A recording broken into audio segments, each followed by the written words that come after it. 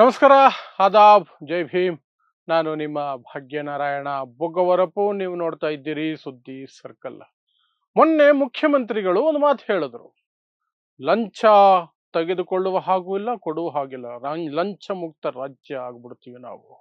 ಯಾರಾದರೂ ಲಂಚಕ್ಕೆ ಬೇಡಿಕೆ ಇಟ್ಟರೆ ಹುಷಾರ್ ಅಂತ ಒಂದು ಎಚ್ಚರಿಕೆಯನ್ನ ಜೋರಾಗಿ ಕೊಟ್ಟರು. ಸೊ ಆ ಎಚ್ಚರಿಕೆಯನ್ನ ಗಂಭೀರವಾಗಿ ಪರಿಗಣಿಸಿರುವಂತಹ ಬೆಂಗಳೂರಿನ ಪೊಲೀಸರು, ಅದರಲ್ಲೂ ಕರ್ನಾಟಕದಲ್ಲಿ ಲಂಚ ತಗೊಳ್ಬಾರ್ದು, ನಮ್ಮ ಮುಖ್ಯಮಂತ್ರಿಗಳೇ ಹೇಳ್ಬಿಟ್ಟಿದ್ದಾರೆ. ಆದರೂ ನಮಗೆ ಕೈ ಸುಮ್ಮನಿರಲ್ವಲ್ಲ, ನಮಗೆ ಚಾಳಿ ಅಲ್ಲ ಲಂಚ ತೆಗೆದುಕೊಳ್ಳೋದು ಅಂತ ಹೇಳಿ ಕರ್ನಾಟಕದಲ್ಲಿ ತೆಗೆದುಕೊಂಡಿರ್ತಾನೆ ಮುಖ್ಯಮಂತ್ರಿಗಳಿಗೆ ಸಿಟ್ಟು ಬರೋದು, ಅವರ ಆದೇಶವನ್ನು ಉಲ್ಲಂಘನೆ ಮಾಡದ ಹಾಗೆ ಅಂತ ಹೇಳಿ ಸೀದಾ ರಾಜಸ್ಥಾನಿಗೆ ಹೋಗಿ ರಾಜಸ್ಥಾನದಲ್ಲಿ ಲಂಚ ಪಡೆಯಬೇಕಾದ್ರೆ ಅಲ್ಲಿನ ಎಸಿಬಿ ಕೈಯಲ್ಲಿ ಸಿಕ್ಕಾಕೊಂಡಿದ್ದಾರೆ. ಅಲ್ಲಿನ ಎಸಿಬಿ ಇವರನ್ನ ಬಂಧಿಸಿ ವಿಚಾರಣೆ ನಡೆಸ್ತಾ ಇದೆ. ಯಾರು? ಬೆಂಗಳೂರಿನ HAL ಪೊಲೀಸ್ ಠಾಣೆಯ ಪೊಲೀಸರು 3 ಜನ. ಸೊ ಏನಿದು ಪ್ರಕರಣ? ಇಲ್ಲಿಂದ ರಾಜಸ್ಥಾನಿಗೆ ಹೋಗಿ ರಾಜಸ್ಥಾನದಲ್ಲಿ ಒಬ್ಬರಿಂದ ಲಂಚ ಪಡೆಯೋದಕ್ಕೆ ಯಾವ ಪ್ರಕರಣ ಕಾರಣ ಆಯಿತು ಬೆಂಗಳೂರು ಪೊಲೀಸರಿಗೆ ವಿವರಿಸುವಂತಹ ಪ್ರಯತ್ನವನ್ನ ಮಾಡ್ತೀನಿ. ಸೊ ಬೆಂಗಳೂರಲ್ಲಿ HAL ಪೊಲೀಸ್ ಠಾಣೆಗೆ ಒಂದು ಕಂಪ್ಲೇಂಟ್ ಹೋಗುತ್ತೆ ಕಳೆದ ವಾರ. ಒಂದು ಮಹಿಳೆ ಹೋಗಿ ಒಂದು ವರದಕ್ಷಿಣೆ ಕೇಸನ್ನ ಕೊಡ್ತಾಳೆ ತನ್ನ ಗಂಡ ಮತ್ತು ಆತನ ಕುಟುಂಬದ ವಿರುದ್ಧ. ಇಲ್ಲೇ ಇದ್ದಂತಹ ಒಂದು ಫ್ಯಾಮಿಲಿ ಅದು, ಆದ್ರೆ ಮೂಲತಃ ರಾಜಸ್ಥಾನದವರು. ಕಂಪ್ಲೇಂಟ್ ಆದ ತಕ್ಷಣ, FIR ಆದ ತಕ್ಷಣನೇ ಆ ಗಂಡ ಮತ್ತು ಗಂಡನ ಮನೆಯವರು ರಾಜಸ್ಥಾನಿಗೆ ಹೋಗ್ಬಿಡ್ತಾರೆ. ಸೊ ಕಂಪ್ಲೇಂಟ್ ಬಂದ ಮೇಲೆ ನಮ್ಮ ಪೊಲೀಸರು ಸ್ಟ್ರಿಕ್ಟ್ ಆಫೀಸರ್ಗಳಲ್ವಾ, ಸಿಕ್ಕಾಪಟ್ಟೆ ಸ್ಟ್ರಿಕ್ಟ್ ಆಫೀಸರ್ಗಳು ತಕ್ಷಣಕ್ಕೆ ಕಾರ್ಯಾಚರಣೆಗಿಳಿದ್ಬಿಟ್ರು. ನ್ಯಾಯ ಕೊಡಿಸ್ಲೇಬೇಕು ಈ ಮಹಿಳೆಗೆ ನಾವು ಅಂತ ಹೇಳಿ ಹುಡುಕ್ತಾರೆ. ಬೆಂಗಳೂರಲ್ಲಿ ಎಲ್ಲೂ ಸಿಗಲ್ಲ.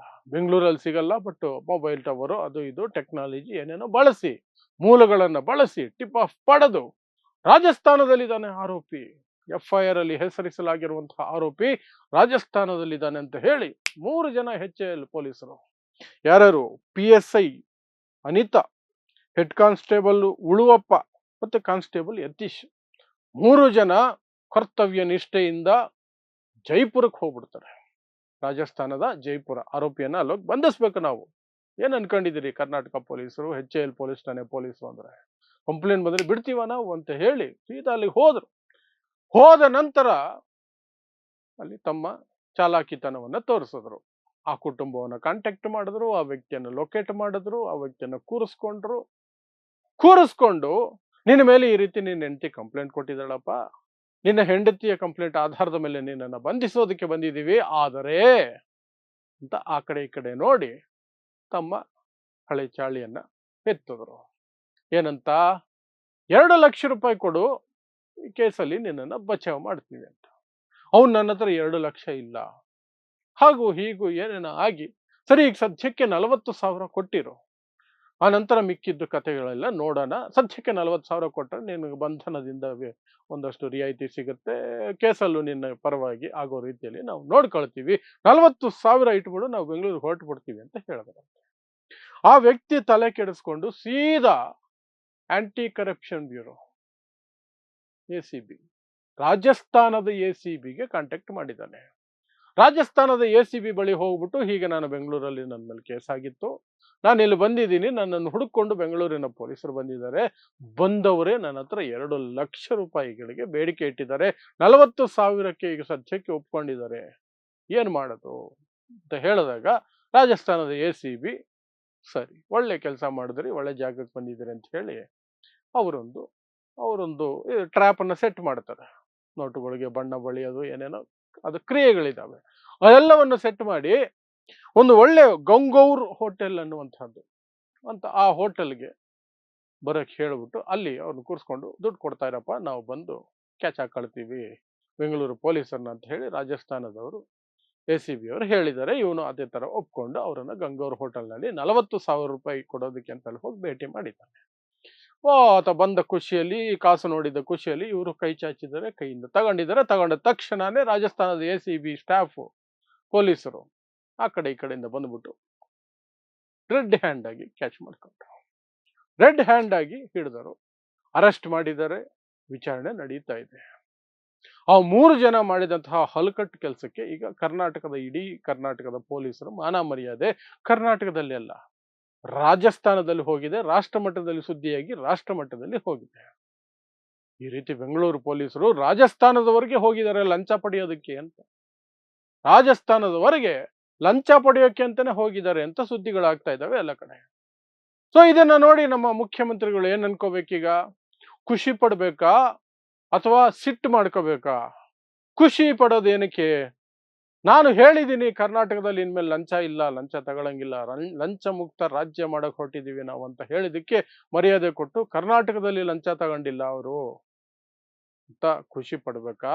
ಆದ್ರೆ ಇವ್ರು ಚಾಳಿ ನೋಡ್ರಿ, ಇಲ್ಲಿ ಸಾಧ್ಯ ಆಗಿಲ್ಲ ಅಂದ್ರೆ ನಾವು ಹೊರ ರಾಜ್ಯಕ್ಕಾದ್ರೂ ಹೋಗಿ ಅಲ್ಲಿಯೂ ಸಹ ನಾವು ನಮ್ಮ ತೆವಲನ್ನ ತೀರ್ಸ್ಕೊಳ್ತೀವಿ, ಲಂಚ ತಗೊಳ್ತೀವಿ, ದುಡ್ಡಿಲ್ದೆ ನಮ್ ಕೈಲಿ ಬದುಕಕ್ಕಾಗಲ್ಲ, ಲೂಟಿ ಮಾಡದೆ ನಮ್ ಕೈಲಿ ಬದುಕಕ್ಕಾಗಲ್ಲ, ಸಂಬಳದಲ್ಲಿ ಮಾತ್ರ ಬದುಕಿದ್ರೆ ನಮಗೆ ಹೊಟ್ಟೆಗೆ ಅನ್ನ ಅರಗೋದಿಲ್ಲ, ಹೊಟ್ಟೆಗೆ ಅನ್ನ ತಿಂದಂಗೆ ಫೀಲ್ ಆಗೋದಿಲ್ಲ, ಕಂಡ ಹೊಲಸು ದುಡ್ಡಲ್ಲಿ ನಮಗೆ ಮನೆಗೆ ತಗೊಂಡು ಹೋದ್ರೇನೆ ನಮಗೆ ಮರ್ಯಾದೆ, ನಮಗೆ ಒಂಥರ ಹೊಟ್ಟೆ ತುಂಬದಂಗೆ ಆಗೋದು ಅನ್ನುವಂಥದ್ದು ಯೋಚನೆ ಮಾಡ್ತಿದಾರಲ್ಲ, ಇವ್ರನ್ನೆಲ್ಲ ಏನ್ ಮಾಡಿ ಸಾಯ್ಬೇಕು ಅಂತ ಮುಖ್ಯಮಂತ್ರಿ ಡಿ ಕೆ ಶಿವಕುಮಾರ್ ತಲೆ ಚಚ್ಕೋಬೇಕೋ ಗೊತ್ತಿಲ್ಲ. ಇನ್ನು ಕಾಂಗ್ರೆಸ್ ಸರ್ಕಾರ ಬಂದಾಗ ಯೂಶುವಲಿ ಮೊದಲಿನಿಂದಲೂ ಬರುವಂತಹ ದೊಡ್ಡ ಆರೋಪ ಅಂದ್ರೆ ಕಾಂಗ್ರೆಸ್ ಸರ್ಕಾರ ಇದ್ದಲ್ಲಿ ಭ್ರಷ್ಟಾಚಾರ ಇರುತ್ತೆ ಅನ್ನುವಂಥದ್ದು. ಆದ್ರೆ ಅದಕ್ಕೆ ವಿಶೇಷವಾಗಿ ಮುಖ್ಯಮಂತ್ರಿ ಡಿ ಕೆ ಶಿವಕುಮಾರ್ ಭ್ರಷ್ಟಾಚಾರ ರಹಿತವಾದಂತಹ ಒಂದು ಸರ್ಕಾರ ನಡೆಸ್ತೀನಿ ಅಂತ ಹೇಳಿ ಅದಕ್ಕೆ ಖಡಕ್ ಆದೇಶವನ್ನು ಕೊಟ್ಟ ನಂತರವೂ ಎಲ್ಲ ನಿಲ್ಲುತ್ತೆ ಅಂತಲ್ಲ, ಸಾಧ್ಯನೇ ಇಲ್ಲ ನಿಲ್ಲೋದಕ್ಕೆ. ಅದು ಡಿ ಕೆ ಶಿವಕುಮಾರ್ ಅವ್ರಿಗೂ ಗೊತ್ತು, ಮುಖ್ಯಮಂತ್ರಿಗೂ ಗೊತ್ತದು. ಅದು ಕೊಟ್ಟ 4-6 ದಿನ ಆದ್ರೂ ಸುಮ್ಮನಿದ್ದಿದ್ರೆ ಏನೋ ಒಂದು ಗೌರವ ಇದ್ದಿರೋದು. ಆದ್ರೆ ಇಂಥದ್ದೊಂದು ಪ್ರಕರಣ ಹೊರ ರಾಜ್ಯದಲ್ಲಿ ಮಾಡಿ ನಮ್ಮ ರಾಜ್ಯದ ಪೊಲೀಸ್ ಇಲಾಖೆಗೆ ಮಸಿಯನ್ನು ಬಳಿಯೋ ಕೆಲಸವನ್ನ ಈ PSI Anita, head constable Uluvappa, constable Yathish ಮಾಡಿದ್ದಾರೆ. ಈಗ ಇವ್ರಿಗೆ ಅಲ್ಲಿ ಬಂಧನ ಆಗಿದೆ, ಅಲ್ಲಿ ಬೇಲ್ ಸಿಗುತ್ತೆ, ಅಲ್ಲಿಂದ ಇಲ್ಲಿ ಬಂದ ಮೇಲೆ ಏನ್ ಕ್ರಮ ಆಗುತ್ತೆ ಅನ್ನೋದನ್ನ ನಾವೆಲ್ಲ ಎದುರು ನೋಡ್ಬೇಕಾಗತ್ತೆ.